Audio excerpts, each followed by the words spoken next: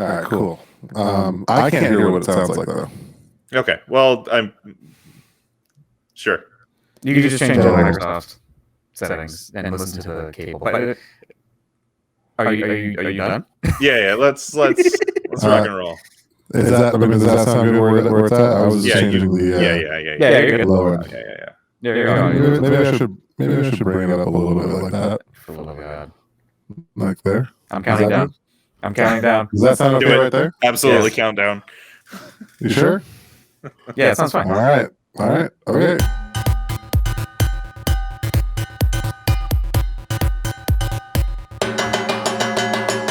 Oh, it says on air. Whoa! How did you do that? That's amazing. Oh, it says on air now. That's because of all the changes I made. See, you're welcome. What? Get out of here. Yeah. Welcome to the good. We're on the air. Welcome to the Good Games Podcast. I'm James. Yeah.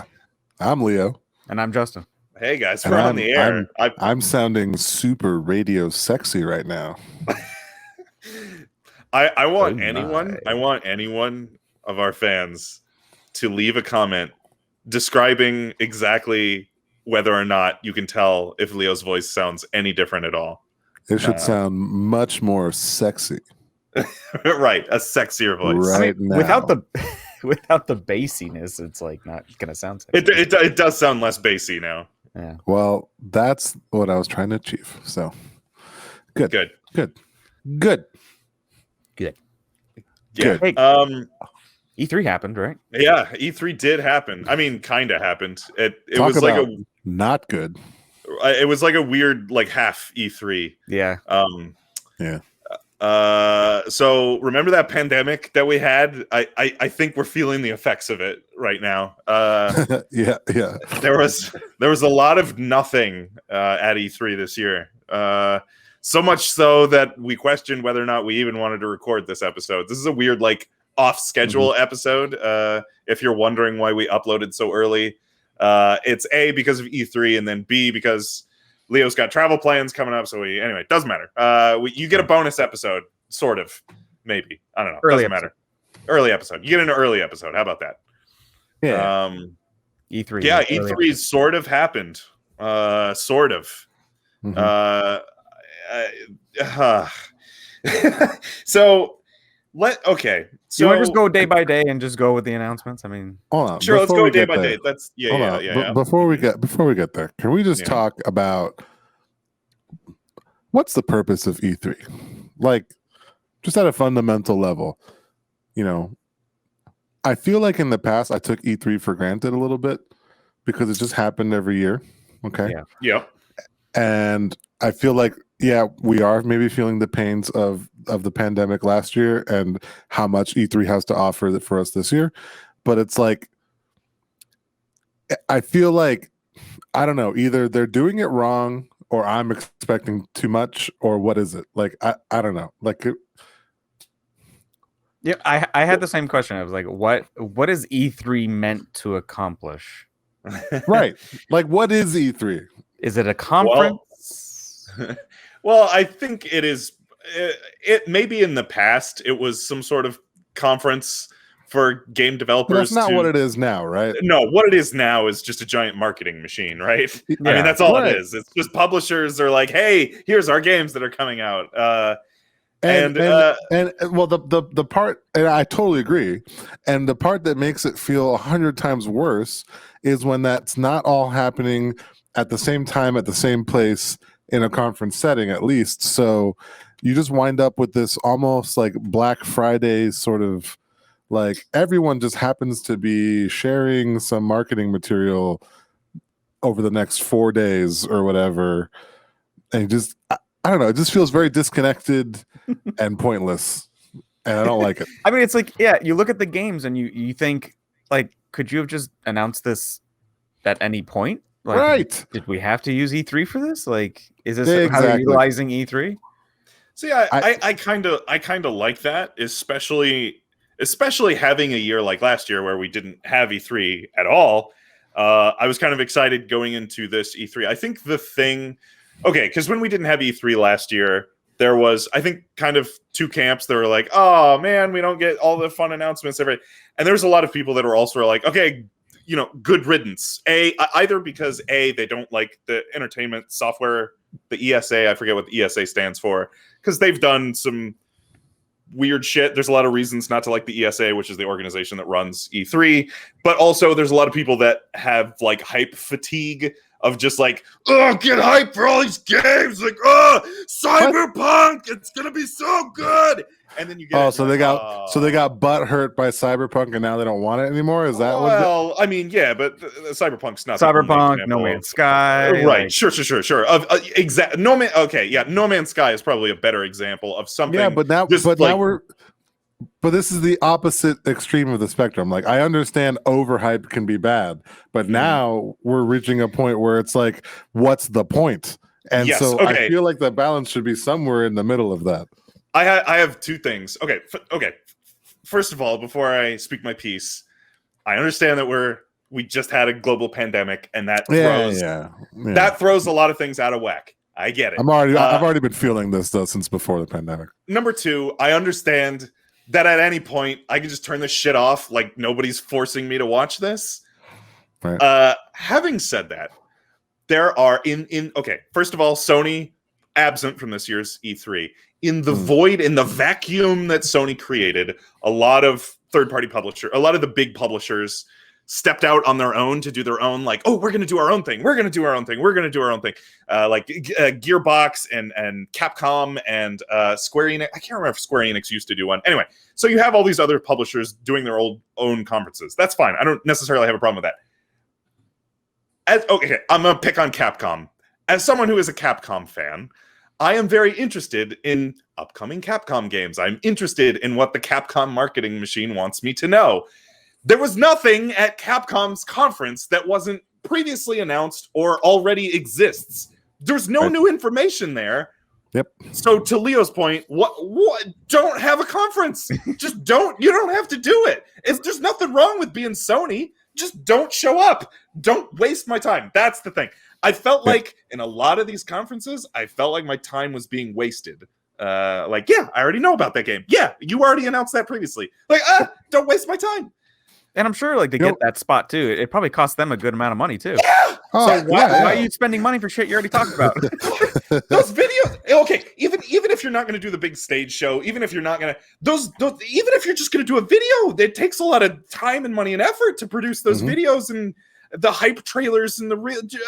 That's time you could have spent doing anything else. It's the game industry's version of like, this could have been an email, instead of like yes 3-hour long meeting. Need to have a meeting, yeah. Capcom's entire conference could have just been like, hey, remember that these games are coming out soon. Gearbox's entire conference was, hey, remember these games are coming out soon. Right. And nothing new. So here's my point, right? For stuff like that isn't overhyped, but it's just like informational and marketing. It's great to have an in-person conference. Everyone's kind of already a little bit hyped to be going to the place, or even at least to have a all online thing, but all at the same time, like a launch weekend thing with, like, I don't know, like some popular band playing or something, and then everyone, like, companies go up there and regurgitate stuff that maybe has already been talked about before, but like just like the fact that it's all E3 adds a little bit of hype to it. Like, to me, I think this type of stuff may have been happening before, and it all just kind of passed for at least like the smaller companies. But now it just seems extra like worthless, I guess, for lack of a better word. Yeah. There was a lot of conferences where I felt like my time was being wasted. Absolutely. I kind of feel like if we're not going to have, a true, like, in sync, like, either in person or live streamed, but definitely an exclusive, day or two for each company to get up and talk about their shit. Like, I don't even want to even say the words E3. Like, I'm just like, I'm kind of over it. That's really how I felt about it. Yeah, that's fair. I guarantee you, at least 50% of the people who watched E3 probably from home did exactly what I did, which was just watch clips and skip through the shit you didn't care about. Yeah, that's what I ended up doing. Yeah. That's the other thing. I understand that, like, maybe the three of us are in a small minority of people who are like actively seeking out these like press conferences and these presentations. Like, I think a lot of people just, wake Just up watch the next day and they're, on their Facebook or on their news feed and they're like, oh, cool, a new game's coming out. Like, not everyone sits down to these conferences, but for the people who do, don't waste my time. Like, you if you don't have anything to say, just don't say anything. Anyway. Yeah. Okay. For I felt like that had to be said. Yeah. No, I agree. Tell you what, if you're not a Nintendo fan, this E3 was pretty boring. Pretty much. Yeah. I think. Do we want to go over the conferences that were not an entire waste of time? I guess. Is that what we want to start with those? Yeah. So I guess E3 kind of unofficially kicked off on Thursday with Jeff Keighley's Summer Games Fest. To be honest, I thought the beginning announcement of Borderlands spin-off Tiny Tina's Wonderlands and the ending announcement of Elden Ring were pretty fucking cool, and everything else was, again, just kind of either an advertisement for an existing game or just reminding you that a game we already knew about is coming. There wasn't a lot of like a brand new, I don't know, whatever. That's just what I thought. Are either of you guys excited for Elden Ring or Tiny Tina's Wonderlands? Elden Ring seems like something I probably have to try just out of my curiosity at some point. Yeah, I'm super, super excited for Elden Ring. If you watch the trailer, it just looks like Dark Souls 4. I know they attached like George R.R. Martin's name to it. I don't know if he actually. What's the connection there? I didn't get that. I don't know. I don't know if he is actually how much he is actually involved in that project, or if this is just like a marketing thing of like, hey, Game of Thrones fans, try Elden Ring, Yeah, like, I don't know. He involved as a producer or like as like a did the writers just go like, hey, George R.R. Martin, what do you think of this? And he's just like, well, it seems okay. And great, George R.R. Martin signed off on this. I don't really get what the relationship is. I don't know. I'm playing it just because it's another FromSoft game, and it looks like we're going. One thing they did say, I think Miyazaki said that it's more of an RPG feel, which I'm excited about. That was one of the things I kind of didn't click with me in Sekiro, was that it was more an action. Like, it was more. I think it was more skills focused, which probably a lot of people. Not a lot of RPG elements that I recall, right? I mean, there's unlockable skills, like I said, but yeah. There's unlockable stuff, but there wasn't really like, RPG mechanic or like stats or like, different weapons or like stuff like there is in Dark Souls. That's one of the things I really liked about Dark Souls. So anyway, excited for Elden Ring.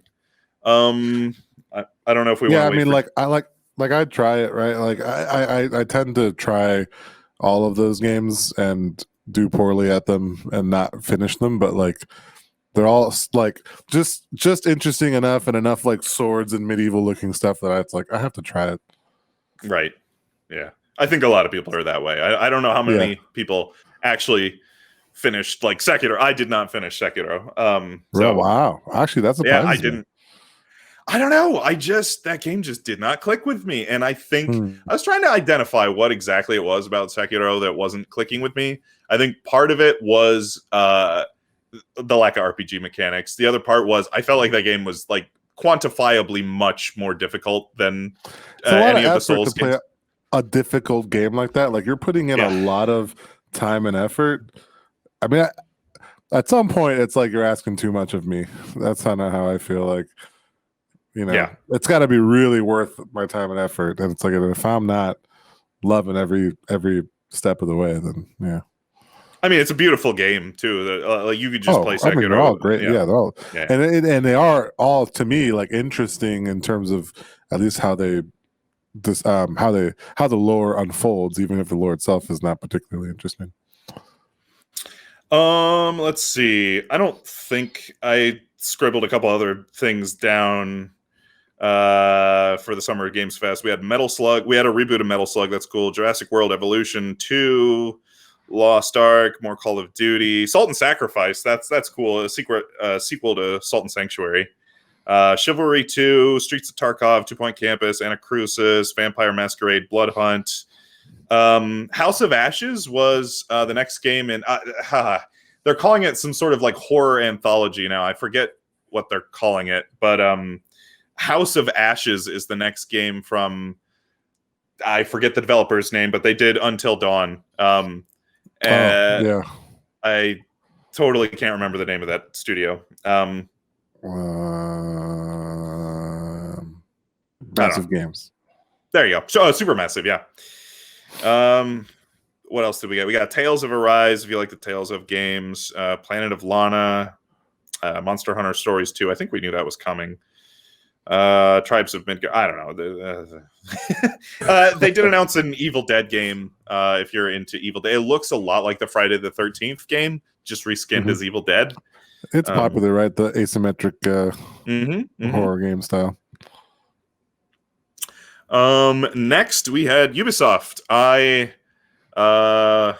I mean, there was one game from this that stood out to me. The rest of okay. Well, this might mean something to you. Did you see the new Rainbow Six game, Leo? I know you like Rainbow Six.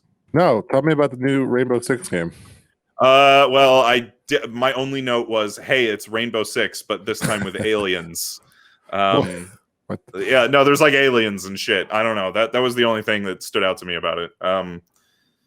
I'm sure that's probably really exciting for a lot of Rainbow Six fans. Yeah. I don't know. I feel like Rainbow Six fans typically right now are more in like a state of the arena shooter world. I don't know how else to call it. Is that a good genre to describe what Rainbow Six Siege is? So, okay.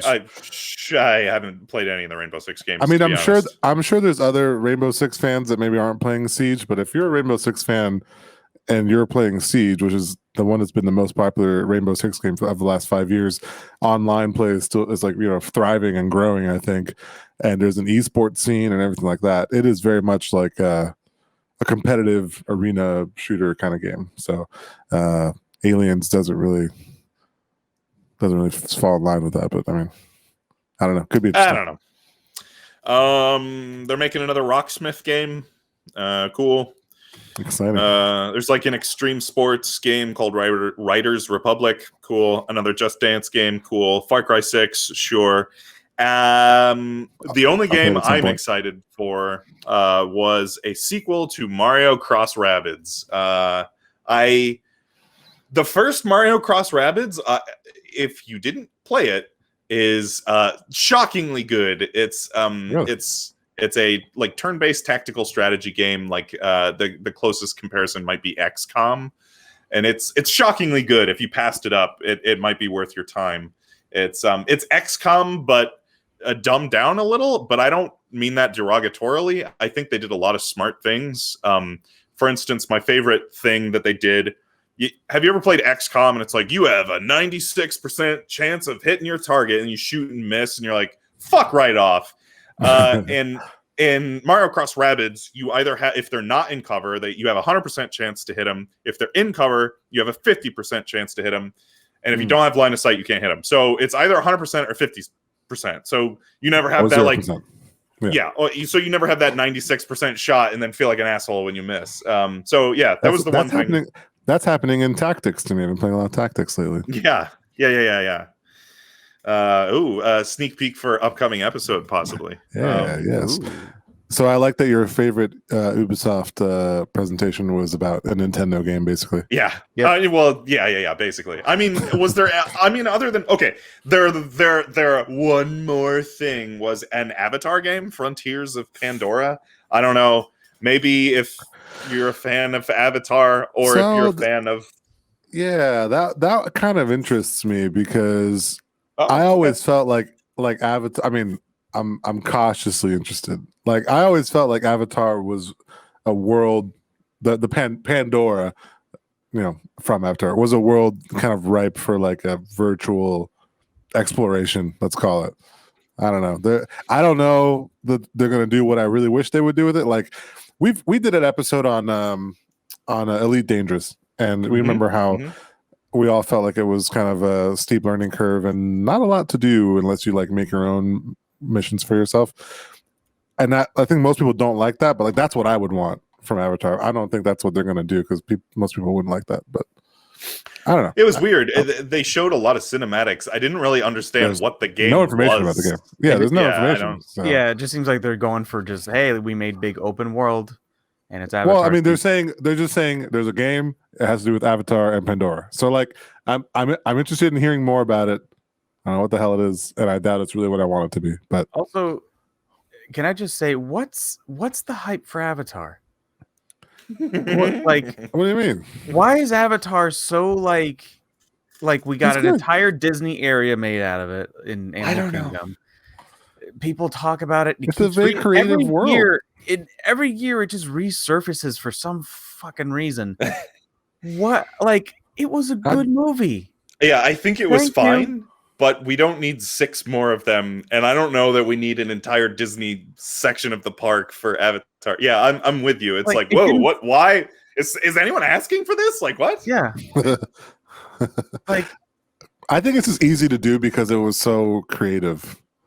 Like all of the different flora and creatures that they just kind of like pull out of their ass for it. Like it's very fictional looking. It's very like otherworldly, and so it's probably easy to like make a part of a theme park look like that and be like, oh, you're in a. I mean, whole yeah, the new theme park world. looks cool. The actual rocks Yeah. look like they're floating, but I just don't know what the hype for Avatar Yeah. is. Like, I don't know. I feel like there's some I marketing never- agency with unlimited money that is just trying to make Avatar Yeah, happen. it's like I never hear anybody talk about that movie. Never. No, yeah, but like, But then it's like Disney some keeps shit pops up out of nowhere. Disney keeps telling me that I should care. Is it Disney? I don't know. I honestly don't know who I owns think they own Avatar, it but now, yeah. somebody keeps telling me that I should give a shit about Avatar, and I'm like, what? Why? What? Yeah. Secretly, Jeffrey Yeah. Bezos is just like dumping money into Avatar marketing. Next up was Gearbox. They showed off Randy Pitchford behind the scenes at the new Gearbox movie. I mean, basically the entire Gearbox conference was, hey, remember, we're making a Borderlands movie. They didn't really have a lot to show game-wise. Do we know anything about that movie, by the way? Like, I didn't even know they were doing that, and yeah, I don't know. I don't trust. making I don't a trust movie. movies made from games, but Yeah, I don't know. I am not a big Borderlands guy. I know Justin. Both your and my wife's wives are big Borderlands people, but I never got into the series. multiple wives. Yeah, well, My yeah, wife. all of our wives. You and my wives are into. Yeah. I mean, yeah. I mean, it's. I guess it's a little interesting to know that they're making a movie, but yeah, like Leo said, it's like not a lot of video game movies have been good. I would submit that no video game movie has ever been good. No. First of all, Sonic. Not the new so Sonic bad. movie. No, was okay, the pretty new good. Sonic movie was Pretty good. Detective Pikachu, pretty good. And I will hear arguments. I will hear arguments for Mortal Kombat. Not the most recent one. I'm talking Mortal Kombat 96. To restatement that, like, it seems like video games that are like cartoony in a way, like Sonic, Pokemon, you can make a movie out of that and be perfectly fine. Make it a movie that's just a complete spin-off. You just use the characters and their abilities and then just be like, hey, we made our own thing. That's fine. That works, right? As long as you make the animations look good, and obviously some people learn their lesson on that one. But then when it comes to like making a game that is obviously an elongated story, this even applies to shows. When you try to take like a cartoon show that's told across like multiple seasons and try to pack it into a movie, like that seems like it doesn't work. Like I like the fact that like now the Mortal Kombat movie is gonna continue and have a couple movies. So it's like, okay, we're gonna have a story, but then it's like them trying to pack all the concept of Mario into one movie. Well, that completely flopped. Street Fighter. They're supposedly trying again soon. I feel like The old Street Fighter movie. The only successful video game related movies like Sonic and Detective Pikachu have to remove themselves a significant amount from the game that they're based around to be successful. Yeah. If you get the closer a movie gets to its origin content, the worse it is. Case in point, the Hitman movie, the Street Fighter movie, the Doom I movie. love that Street Fighter movie so much, but for I all mean, the wrong I reasons. love that movie too, but Right, it is right, god yeah, awful. I mean, Yeah. Oh yeah, it's Yeah. horrible, but it's Yeah, fun to yeah. watch. It's fun to watch because it's so bad. the Assassin's Creed movie. Oh my god. Oh, I didn't even beautiful. bother. Just watching the previews made me go, Yeah. Resident Evil. Doom. Ooh. Doom was a good one. We recently marathoned all 6 or all 7 of the Resident Evil. By the end of it, it's just trash. It's just trash. It doesn't even make it doesn't even make sense anymore. Yeah. Yeah. Oh man. Yeah. Anyway, all right, we got way off on a. Okay, sorry, on a tangent. We got multiple conferences to go. We can blast through a lot of these though. So Gearbox I feel just like wants that's this episode. Gearbox is making a movie. Gearbox making a movie. They're making a new Borderlands game. All yeah, right, cool. Square. They're making the people. What the team is that it? did. There's a demo out there, and I watched a bit of it. So okay, the team that did Neo is doing a Final Fantasy like action.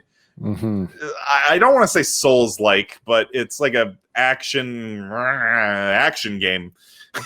Yeah. I don't know. It's like a. Right. It's like a.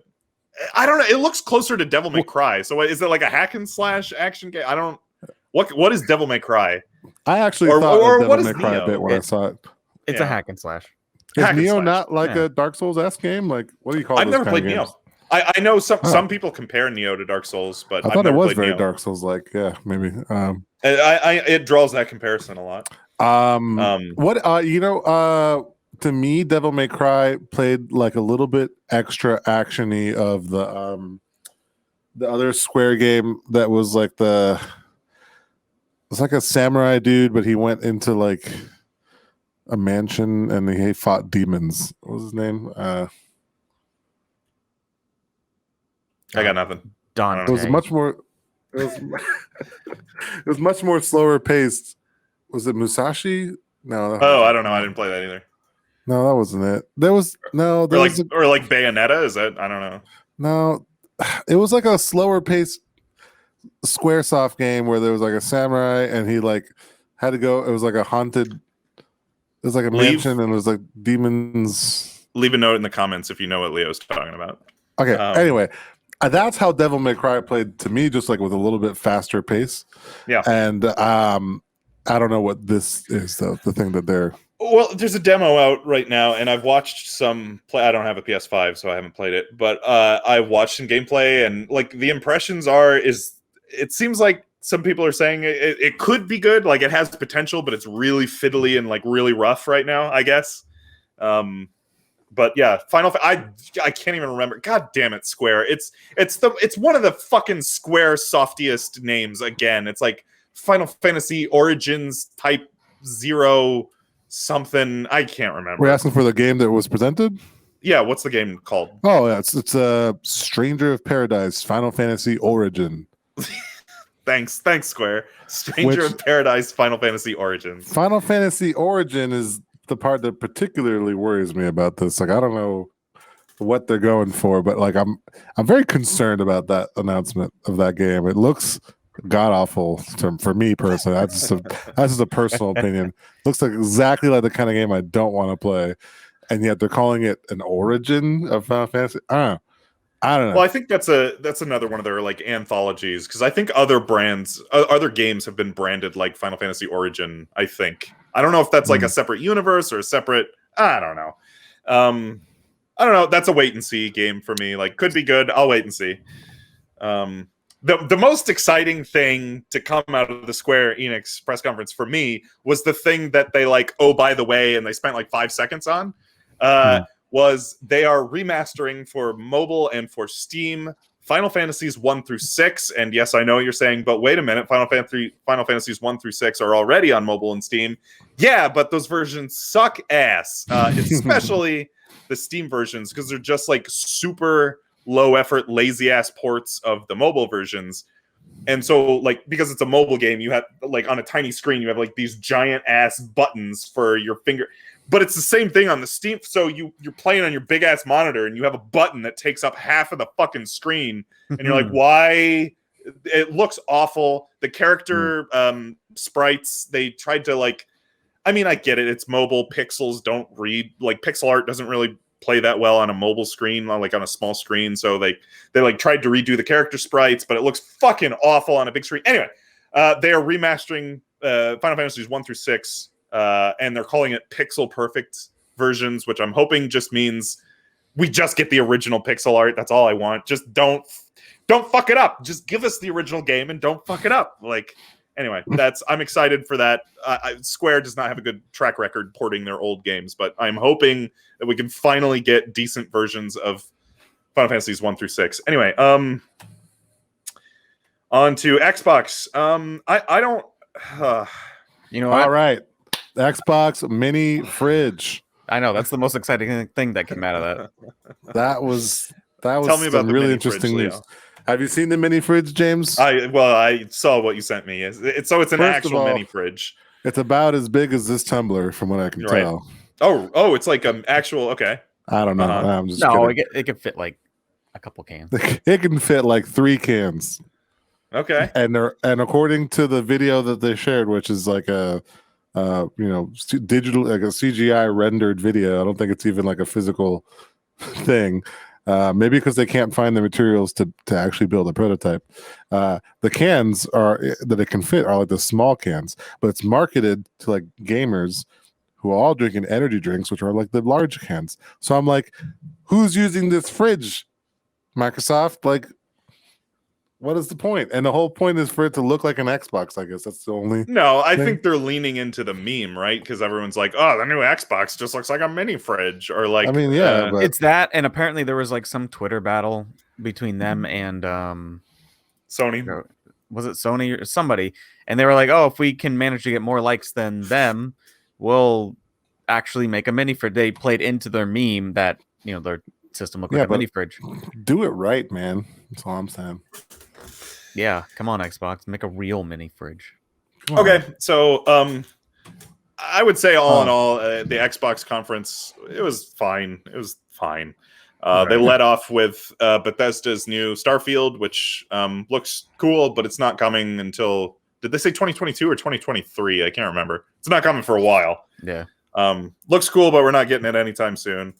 I don't know. There's a bunch of stuff. I'm pretty excited about. I'm a Battlefield fan, so I'm excited about them going back to a future Battlefield. Oh, like Battlefield in the future. Was that in the Microsoft conference? Was it I not? can't even remember. I don't know. It probably was. Around that time, I thought. It probably was. Psychonauts 2 finally got a release date. It's coming very soon in August. They showed off what appears to be the spiritual successor to Gang Beasts called Party Animals. Did you guys see that? No, but Gang Beasts is really fucking good, so I'm into it. Oh, I'll have to look at that. I don't remember it for some reason. Yeah. I think a lot of people probably tune that one out. Party Animals looks cool. It looks like Gang Beasts. Somerville is the new Playdead game. People that did Inside and Limbo. That looks cool. I'll probably be playing Somerville at some point. Let's see what else. Diablo 2 got another trailer. Excuse me? Huh? Yeah, Diablo 2 got another trailer. You should probably go check that out. I'm gonna have to check it out. I'm very excited about it. Did it get a release date? I don't remember. Probably. Maybe. Ooh. I don't. Diablo 2 Resurrected got a new cinematic trailer and a September 23rd release date. There you go. September 23rd. Let's see what else. The best trailer of E3 definitely goes to Outer Worlds 2. If you haven't seen the Outer Worlds 2 trailer, definitely. If you watched all of E3 and just became numb to all of the dumbass fucking trailers, then go watch the Outer Worlds 2 trailer because it'll snap you right out of whatever haze you were in of just being blasted with bullshit over and over again. Very good trailer for Outer Worlds 2, but it doesn't look like it's coming anytime soon, unfortunately. They ended with it looked kind of cool. It was like a squad based. They didn't really show any gameplay, but it was like a character focused squad based co-op shooter, open world shooter called Redfall. It was the vampire one where they were killing all the vampires. No. I don't know. Looks cool. I don't remember that. A lot of these just flew by me. Oh yeah, I yeah. didn't see that. No, it I looks don't recall cool. seeing Redfall. Age of Empires 4 also announced. Yep. AOE Release 4. date. Yep. I'm a big Age of Empires fan, so that's good news for me. I think that was pretty much it. I don't know. There's probably games that people really cared about that I'm skipping over. What else? We had Capcom was an enormous waste of time, as was Namco Bandai. So anyway, let's get on to what I think most people would agree was the meat of E3 was the Nintendo Direct on Tuesday. They led off with Kazuya Mishima in Smash. As a fighting game fan, I think that's a fine pick, but as like I think a lot of people are going to be like, meh, about Kazuya, though. Do you guys have any interest in Kazuya Mishima from Tekken 7? Oh, is that who that? I was about to ask who is Kazuya. He's from Tekken, yeah. Yeah, I watched it and I was like, yeah, okay, sure. Yeah. I think a lot of people had that reaction. I think it's good. Like a boring pick, yeah. Yeah. Well, I think it's good for like the unity of having all these fighting games. Like, you know, you have representation from Street Fighter and Final Fight and now Tekken all together in one. I don't know. I'm just happy it wasn't another Fire Emblem character. Right, yeah. I think the internet would have revolted if there was another That's true. Fire Emblem character. Let's see what else we got. We got Monkey Ball remakes. Cool. Yeah. We got, well, I won't give it away, but a game that I'm very, very, very excited for, Mario Party Superstars. It is, I realize most people probably don't give a shit about the Mario Party series. I'm like a big Mario Party guy. It is a remake, remaster, best of, I guess, of the first 3 Mario Party games from the N64, but it's got mini games from across the entire series, so it's kind of a best of Mario Party. Very excited for that. Which, I'm sorry, that's what the last Mario Party should have been. Yeah. Very, very, very excited for that one. Most people, though, are actually more excited for Metroid Dread. A lot of Nintendo fans are pooping their pants over Metroid Dread. I'm very excited as well. Yeah. Any thoughts? Oh, yeah. Stop me if you guys have any thoughts on these games. I've never been a big Metroid fan, but I know there's a major following there, so I'm sure you're all really happy. Yeah. Somebody pointed out it's been like pretty much 20 years since Metroid Fusion, which was the last 2D Metroid game in the series. I was like, oh God, I didn't realize it's been that long. Jesus. Wow. So yeah, that's cool. That's also coming pretty soon. Both that and Mario Party are coming in October. Get another WarioWare game. I am excited for that. I don't think we haven't gotten a WarioWare game in a fucking while. We haven't gotten like a WarioWare game. We got like weird like spin-off WarioWares that weren't for really the DS, right? Yeah, and that weren't really WarioWare. Mm-hmm. Like not the whole like motion control you have to do the task thing. It was, some of them were just like character-based mini games, and it was just if I remember correctly. They showed off Shin Megami Tensei 5. I'm like a casual fan of Persona games. Like I've played Personas 3, 4, and 5. I liked them. I've never tried any of the Shin Megami Tensei games, so I don't know. I don't know if this is gonna be a game for me or not. I feel like it would be up your alley, personally. Yeah, I don't know. This is another wait and see game. I'm gonna wait and see how this reviews. If it looks good, maybe I'll give it a shot.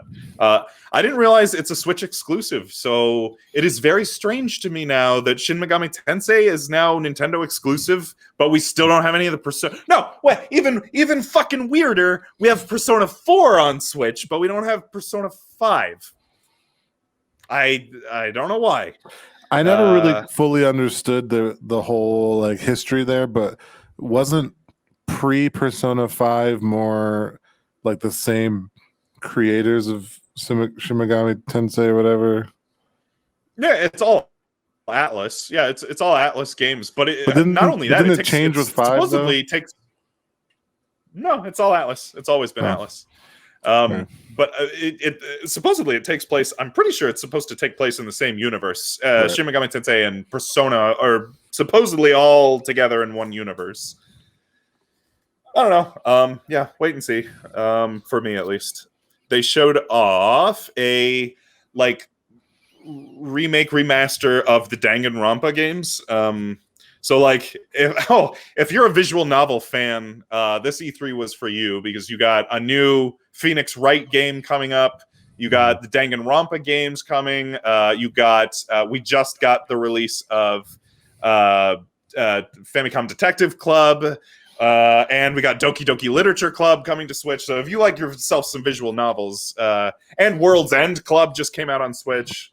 This is the year of Doki Doki, so I'm down.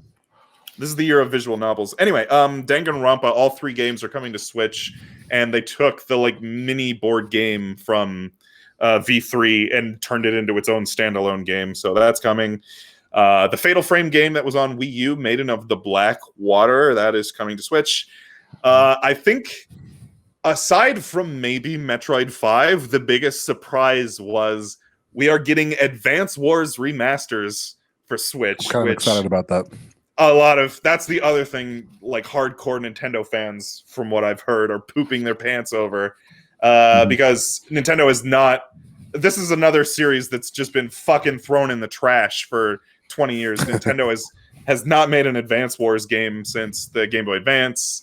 And so yeah, to have these like brought to the Switch and they're like it's a remaster, so it's a graphical overhaul of the first 2 games. Yeah, right. Yeah, I played a shit ton of Advance Wars, so and I mean I'm generally into those kind of like strategy games and stuff. So yeah, I've played both. I never finished them, so this will be my excuse to replay those. So the Zelda, they closed it off with Zelda stuff. Oh, yeah. This was small update. Zelda.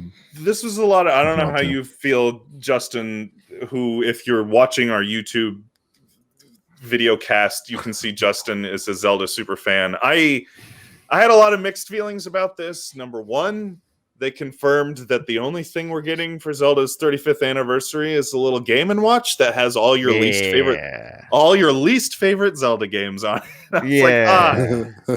Thanks, the Zelda games you could just play on your Switch now. So thanks, Aonuma. I fucking hate it. And you're also getting your other favorite Zelda game, Skyward Sword Remastered. Like, fuck. No. I don't know. I was really holding out hope that we'd get some sort of ports or remasters of the N64 Zeldas for the 35th anniversary. Yeah, I was holding out for that, but it was only like, it was such a tiny rumor that I wasn't putting too much hope on it. I would have loved an Ocarina of Time, remaster. That's been the big rumor, but it's all right. Well, I lost your audio. What did you say? Oh, I was saying, I know there was a little bit of hype for the, or not hype, but there was a little rumor for the Ocarina of Time remaster, which was supposed to be like HD quality, not like DS, not 3DS HD quality, but I mean like actual HD quality Ocarina of Time. That was like a rumor for a while. People are hoping that was something we were going to get for 35th.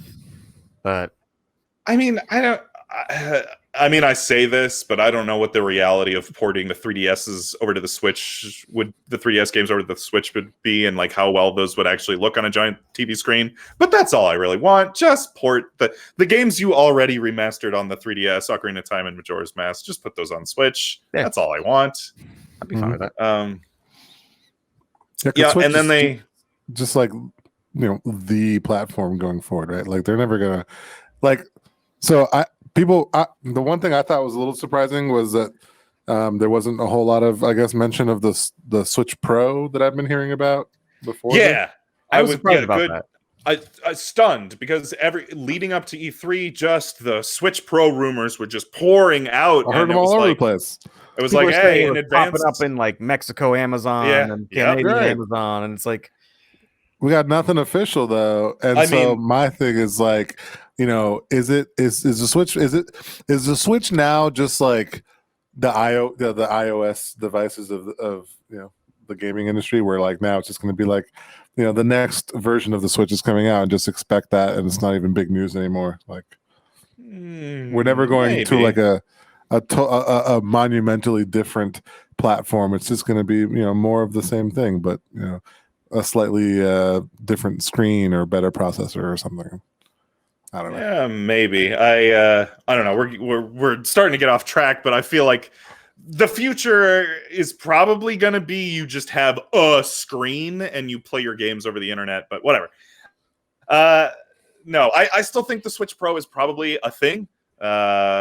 But we're probably not going to hear about it for another couple months. I would guess maybe they're going to try to release it in the holiday. I don't know. that's my assumption. Yeah, that'd be the best time to do it. I mean, right.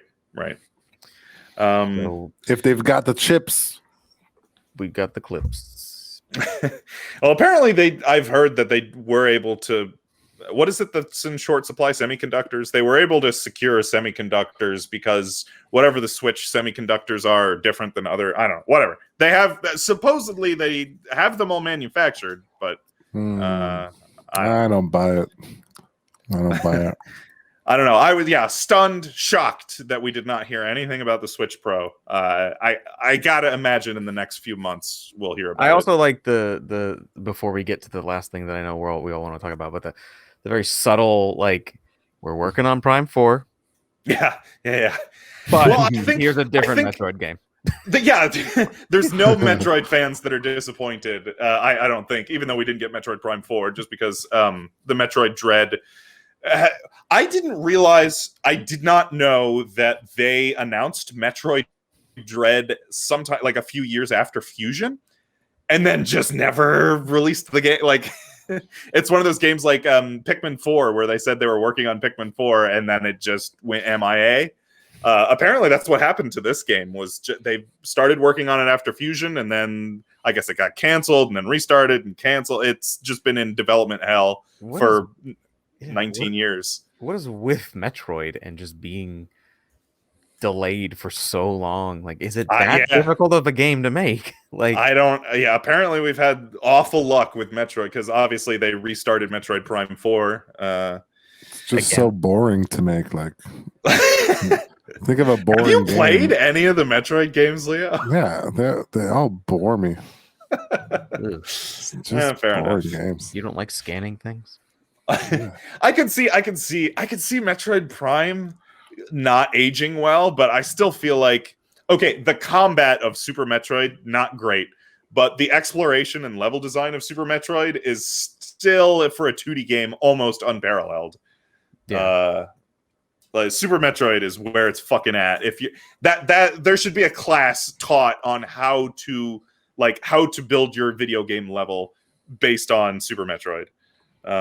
I really feel like the world and level design in Super Metroid is very special. Metroidvania 101.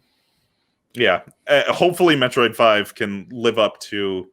I know a lot of Metroid fans were not super impressed with Fusion, so hopefully Metroid 5 can live up to the Super Metroid legacy. The last closing game was also kind of mixed news for me because they showed off a very short trailer for Breath of the Wild 2. Looks pretty fucking great. Yeah. But we're not getting it until next year. Like, god damn it. But again, keep in mind that's what happened with Breath of the Wild. No, I'm fine. Yeah. I'm fine. I'd much rather have it come out, take your time, make the game amazing, especially because we now get Mario Party Superstars and Metroid 5 and another WarioWare and Advance War. Like, I got plenty of Nintendo games to keep myself busy until the new Zelda game comes out. So that's fine. But I was still hoping it was coming out this year. Yeah. I felt like this from the trailer. It just looks like a Genshin Impact clone, But it's like in the sky, right? Oh, wait a minute. Genshin Impact very clearly and blatantly aped Breath of the Wild style. I don't know but if like you can. at some point the clone E becomes the cloner, and it's just like Come on, Nintendo. Come up now with we're your in this own endless ideas. loop, and it's like I just give me one. We got to pick either Genshin Impact or Breath of the Wild and stick with it. I can't do both. No, it looked cool. I mean, I watched one of those stupid videos where they, play it slow and they go over like every moment of the Oh my trailer. God. Yeah, it looks like there's some cool. It looks like time rewinding or some sort of time travel mechanics might be involved. I do like temporal play. Because at one point it looks like Link That's my fetish. freezes the little ball rolling down the hill, which you can do in Breath of the Wild, but then he rewinds it so the ball so the ball goes back up the hill. I was like, oh shit, okay. What's going on there? That takes a lot of slashes. There's no way he's doing it like that. Right. Apparently he can phase through like buildings. That's a new thing. Very what is the Marvel dude? I don't know. There's a lot of dudes in Marvel. With the Soul Stone. Oh, Thanos. No. Oh no. Okay, I don't know. Vision. Yeah. Thanos did have the Soul I don't Stone. know. Yeah. I don't fucking know Marvel. I just know Thanos. And hold on. Wait, you haven't seen all the Marvel movies? I've seen most of them. No, wait a second. Pause everything. You sound like Taryn right before we just watched all of the Marvel movies. And I think this is now something you have to do. No, I definitely don't. No, here's the thing. I don't get anything out of those movies. They're fine. They're like fun popcorn flicks. Hold on. But, my wife. Do you think she got anything out of Marvel before? No. She probably got the same amount out of it that I did. Nothing. But the problem was she was watching them when they were released and, so many years apart. Right. Then I don't know what got in her head to let's just binge watch all of them because now we have the technology to watch them all in quick succession. Technology. And she was like, "Oh, this is so much better than I realized."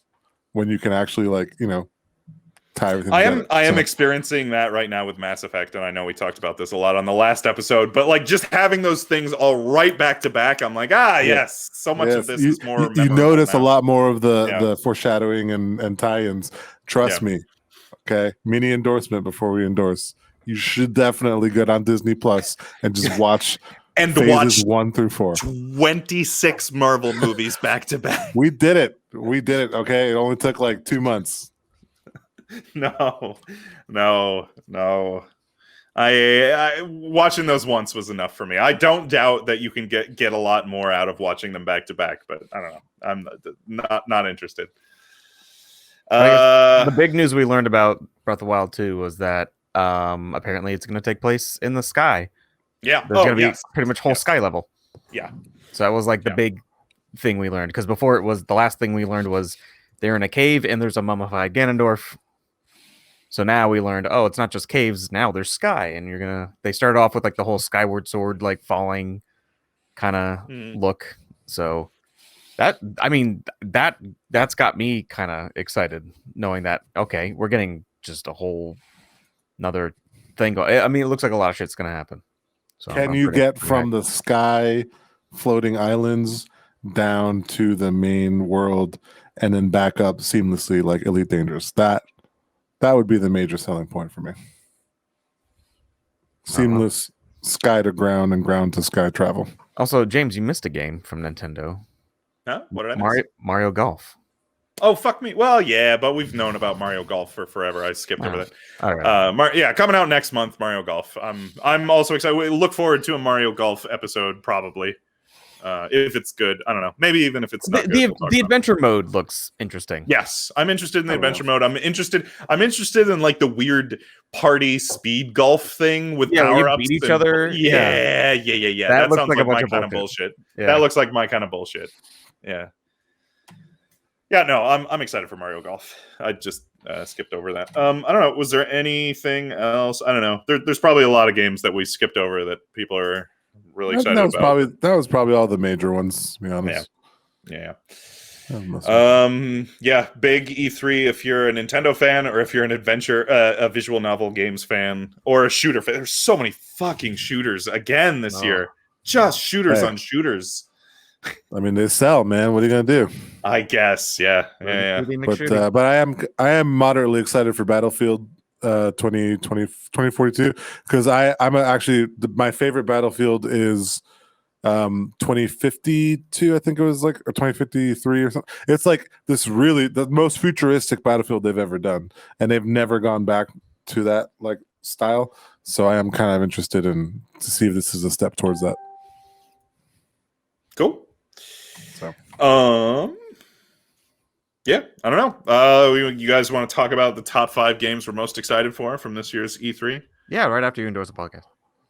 Oh, hey, look at our new fancy graphics. Wow. If you're on YouTube, you can see our fancy graphics. If you're listening to this podcast, you can check the description to find links to our email, which is goodgamescast@gmail.com, our Discord, which I have no idea what the link is, our Patreon, which is patreon.com/goodgamescast, and other links to our YouTube and our Twitter and everything else, probably. Yeah. Check us out. Leave some comments.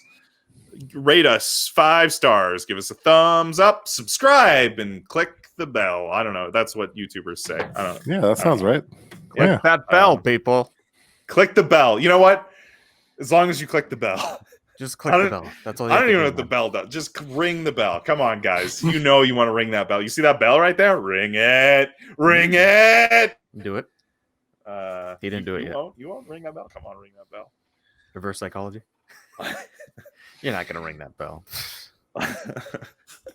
All right. So on my top 5 game, my list, I excluded games that we already knew about, or like games that have had multiple trailers. So this excludes Breath of the Wild 2 for me, just because we already knew it was coming. Like, it excludes like Mario Golf. We've known that's coming. It excludes Psychonauts 2 because that game's had a gajillion trailers and we've known it's been coming for the last 15 and a half years. So Only that's surprising just, games. right. That's just what I did for my list. I don't know what you guys did. I definitely have some that I already knew about on here, but also don't have, like, the list that I like. This is kind of similar to like our most exciting games for 2021. It's like slim pickings, so I just kind of had to pick things. There was not a lot. This is not a lot of games at the C3 that were super exciting. My number 5 was the Advance Wars 1 and 2 reboots. They look good. I want to play them. That's it. Yep. Okay. I don't know. Are we doing? I don't know. Do you guys want to like collaborate on a list? I can just run down my list. I think just run down your list, and then I'll see if I have anything to add. I had Advance Wars 1 and 2. I had the Mario Cross Rabbids 2. My only non-Nintendo game was Elden Ring. I will almost certainly play the fucking shit out of Elden Ring. Just because it looks like a return to form, and I really miss Dark Souls. Then Metroid Dread, and obviously, I mean, I know a lot of Nintendo fans are absolutely over the moon about Metroid Dread, and I'm a big Metroidvania fan. I'm excited for it. The game that I'm most excited about, I shit you not, is Mario Party Superstars, just because I love the Mario Party series, and I have such a soft spot specifically for the N64 era. And that's what this is. It's just remasters of the N64 boards and the N64 minigames with some icing on top. And they showed off some of the gameplay, and it looks great, and all the boards look great, and the music sounds great, and I want it right now. I want to play it right now. Anyway, all right. That's my top 5. Yeah. All right. I don't really have an order, so I'll just say the games I'm like most excited about. Yeah. Battlefield 2042 for reasons previously mentioned. I was a big fan of 2142. Age of Empires 4 because I liked all the other Age of Empires. Diablo 2 Resurrected because I love Diablo 2. Chivalry 2 I'm moderately interested because I love Chivalry 1. Chivalry 1 was kind of interesting. And I don't have a 5th one. So I will say Breath of the Wild. Why not? There you go. Okay, that works. Okay, I'm gonna shoot out. So my number 5 was Elden Ring. So that looks fun.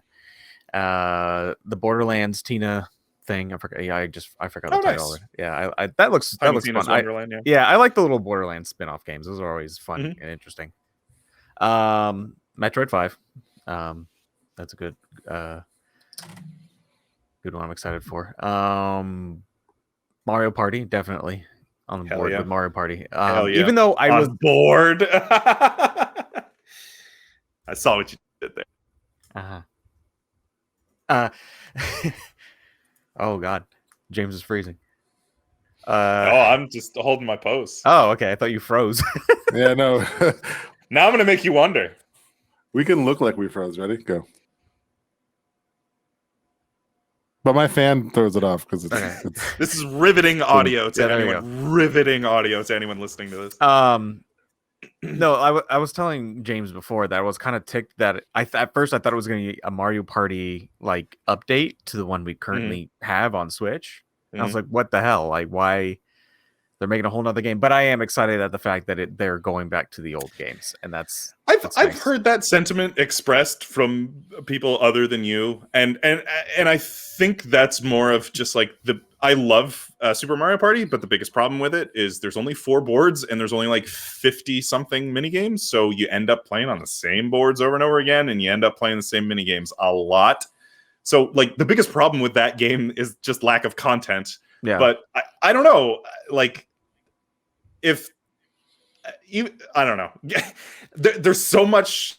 We know there's 100 mini games in the new Mario Party game, and we know there's 5 boards, which is still not enough in my personal preference. But I don't know. I feel like that would have been way too much for DLC for the existing Mario Party game. Anyway, whatever.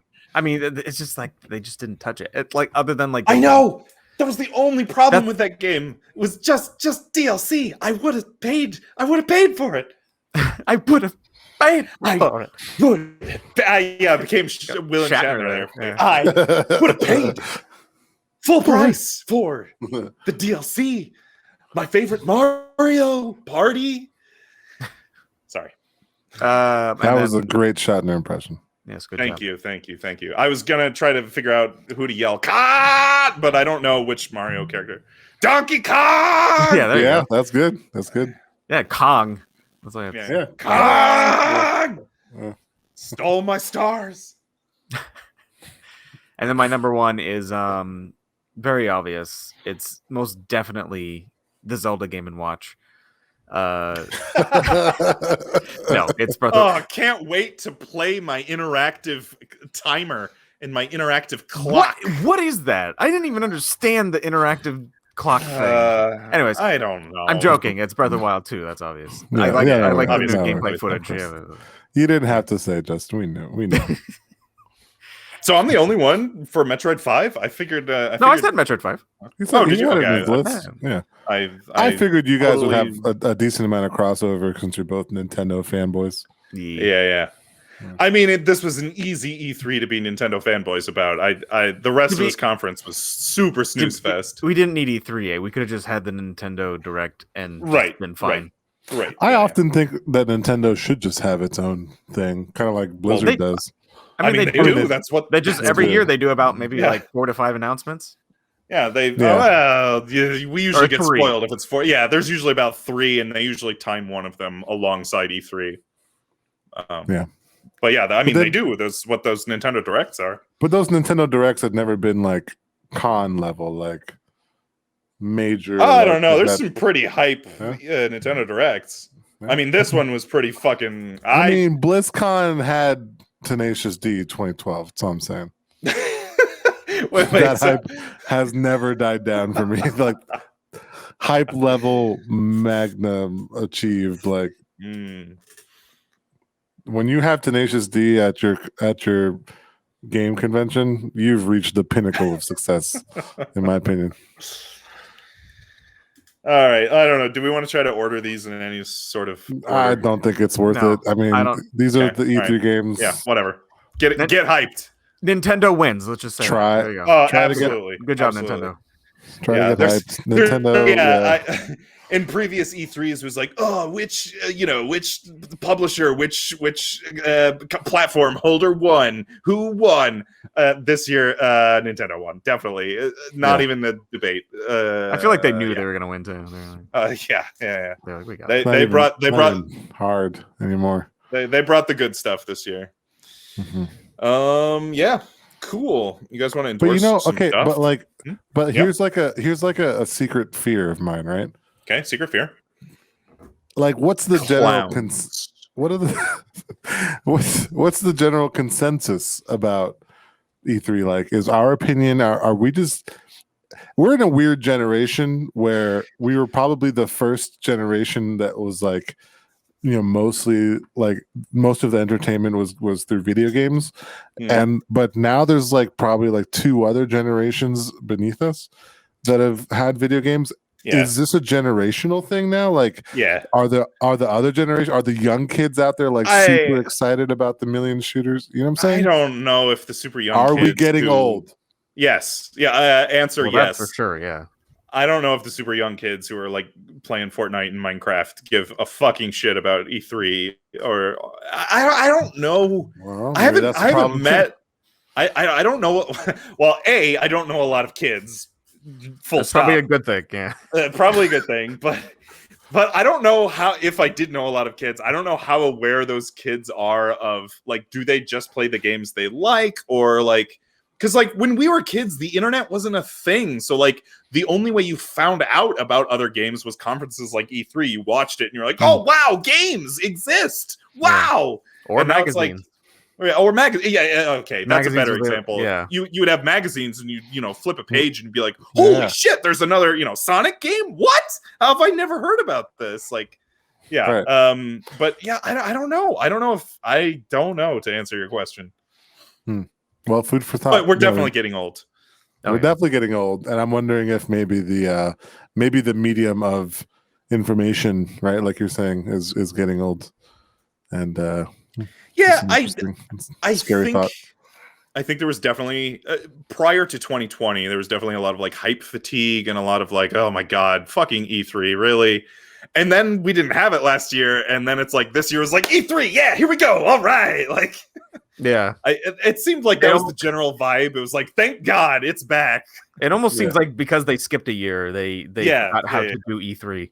Yeah. That's probably. They were just like went like fluttered through some papers. This one. They were probably all huddling around like a month ago, like, oh shit, we gotta do something this year. Fuck, I forgot about E3. Yeah, they're all working from home, and it's like slacking off. Yeah, you guys want to endorse stuff? Sure. Yeah. I had something good, but I forgot it. Oh, cool. I can go. Oh, all right. Okay, yeah, go ahead. Okay. I just finished watching the series that is becoming the new meme on the internet. If you're looking at the video, think about it. Think Invincible. I've never heard of Invincible. What's Invincible? On Prime Video. Oh, okay. It's cartoon based on Image Comics. Oh yeah. I saw that. Yeah. And it's good.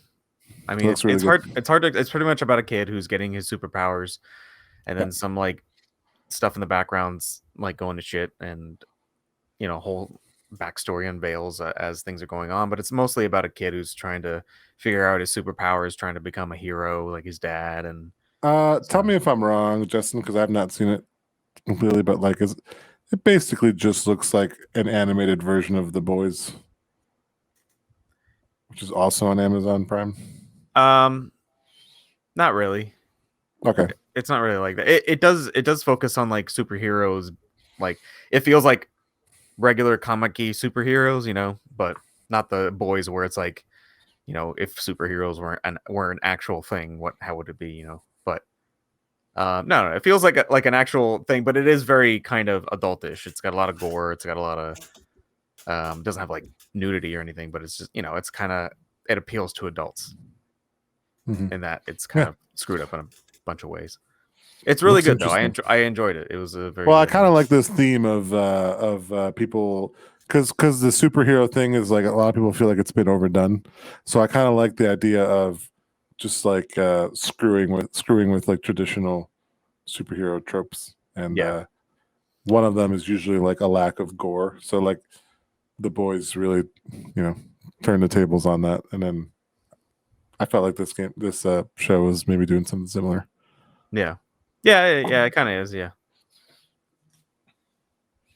Being more Superhero realistic. meta narrative. Yes, Hmm. Invincible. My endorsement is deleting people on Facebook. What? I went through what I call the great purging of Facebook friends recently. I used to be the kind of person that just added everybody on Facebook. If you sent me a Facebook friend request, boom, you're my friend. Who are you? I And don't know. and I Hey, I never can't message Leo anymore. What? yeah, I never deleted anybody on Facebook, and I also felt like if you deleted someone on Facebook, that was like That was the a FU. marginally, it was like a pretty big fu, I thought. But I think like times have changed since what Facebook used to be, and the fact that even to use Facebook is really more of like a platform for staying connected to like people you don't talk to anymore. Really, is how I use it. Um, so like I have all these just random people that I just literally have like nothing to do with, friends of a friend or friend from 15 years ago that I literally have not said one word to. And I just didn't see the point anymore. And yeah, I just was in the mood. I had like 600 friends or something ridiculous like that. And now I have like 150 or somewhere between 150 and 200. Oh, nice. So yeah, it was quite a purging, and it just felt invigorating. It felt like I was lifting a weight off cleaning your up my shoulder. room. Yeah.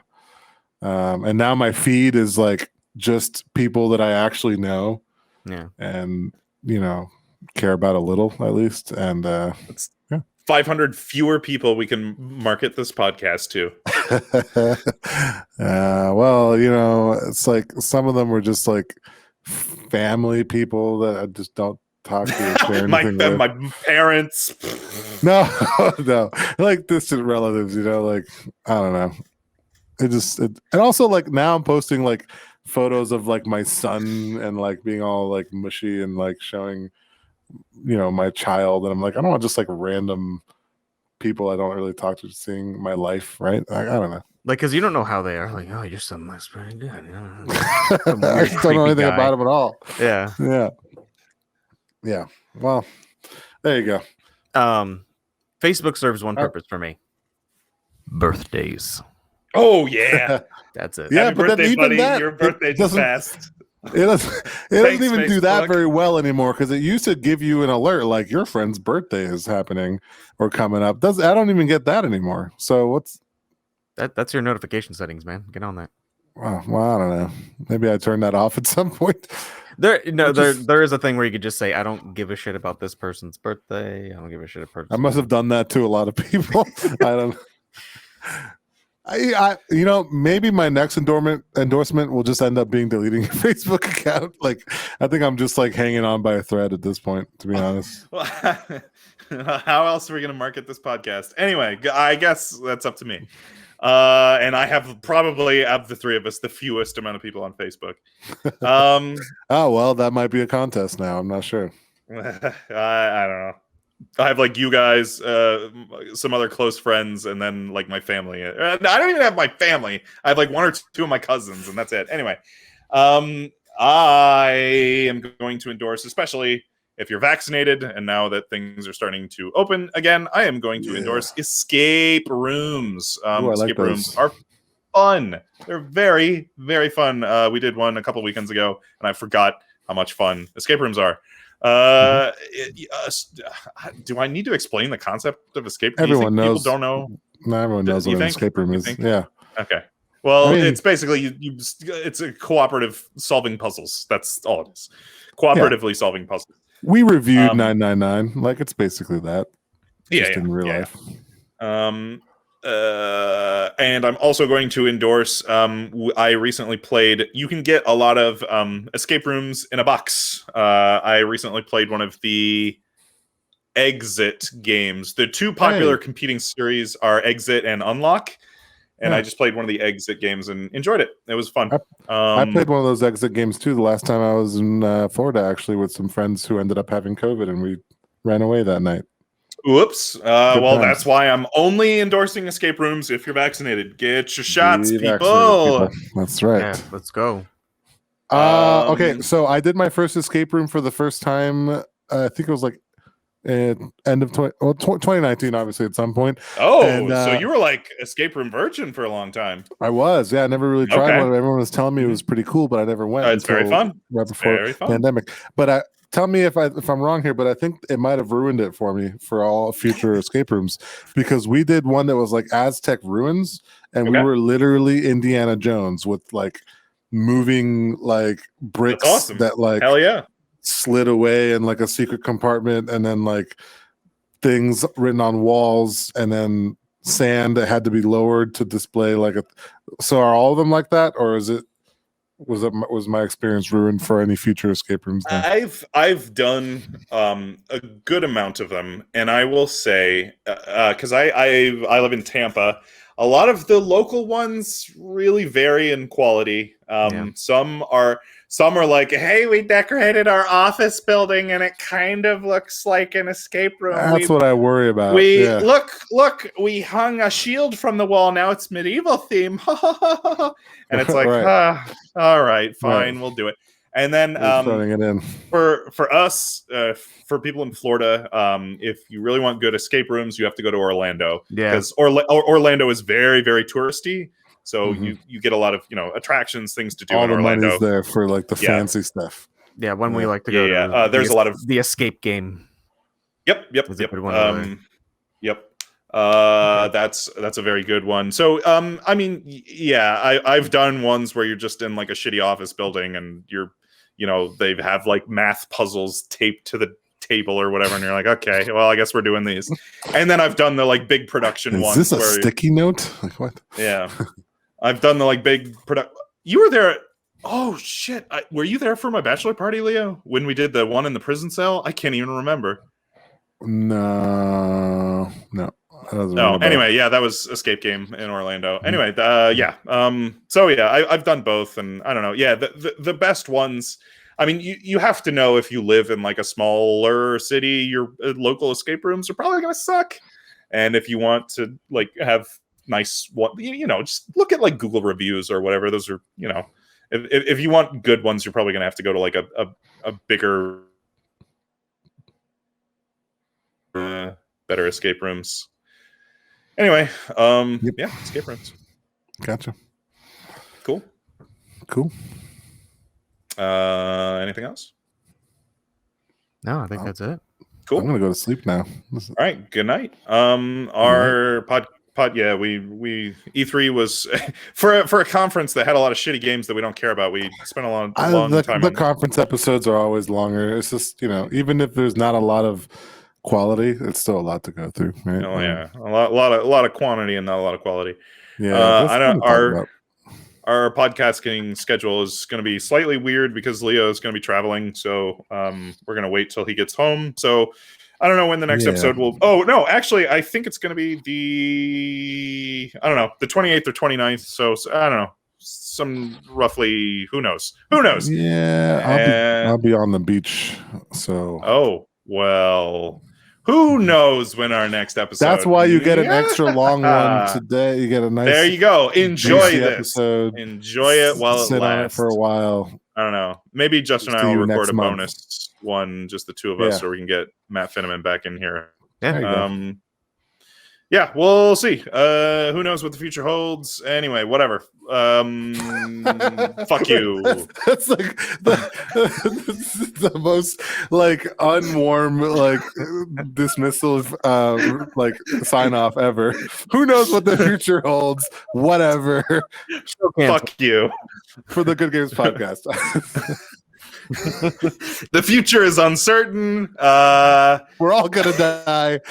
We'll all die eventually. E3 didn't help. E3 was full of empty promises. Life is pointless. There is no God. You all suck. Thanks good for night. the one time. Good night. Fuck you. For the Good Game Spot. That was going to be my your pets. Yeah, neuter and spay your pets. Yeah. For the Good Games Podcast, I'm James. I'm Leo. I'm Justin. Oh, Jesus Christ. Get out of here. Goodbye. Bye. Good night.